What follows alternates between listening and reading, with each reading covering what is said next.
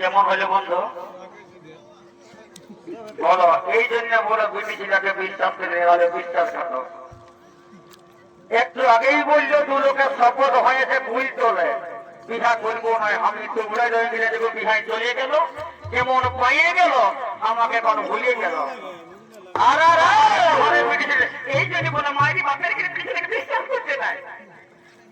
বড় ভালো লাগে ধনে